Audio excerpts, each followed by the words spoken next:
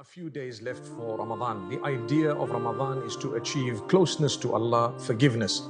We must make sure that we've sought the forgiveness of Allah Almighty. My brothers, my sisters, it's not possible that we exit the month of Ramadan without having made an effort to achieve forgiveness.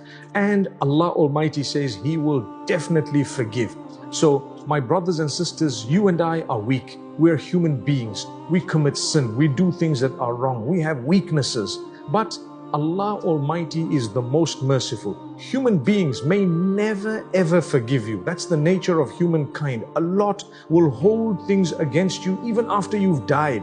But with Allah Almighty, He will not even remind you of something you've done that was terrible if you sought forgiveness and changed your ways. So Allah Almighty says He is willing to forgive you. Wallahu yuridu an yatuba alaykum. Allah wants to forgive you. Just seek that forgiveness.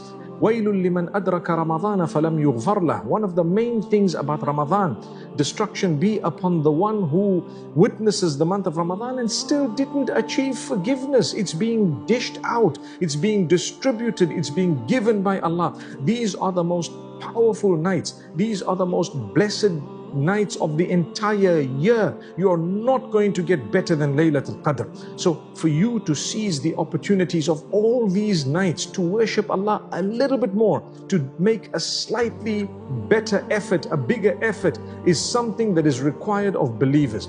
Please, my brothers and sisters, let's make use of these last few evenings of Ramadan, the last days, the last fasts that are compulsory fasts of this beautiful month of Ramadan. And after Ramadan, inshallah, let's try and keep up at least the Mondays and Thursdays, at least the 13th, 14th, 15th of every lunar month. Allah will open our doors.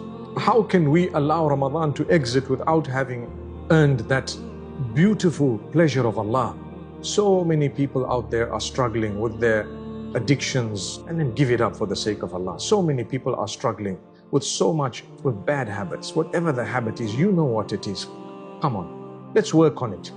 Let's earn the pleasure of Allah. Don't allow shaitan to grip you post-Ramadan. Remember that Allah Almighty gives us these beautiful opportunities as a gift. Imagine if we didn't have Ramadan. When would people ever be able to be encouraged so strongly to turn towards Allah? Many people have repented this Ramadan. Are you going to be one of them? Many people have changed their lives this Ramadan. Are you going to be one of them? Many people have declared and decided to do the right thing from this day on.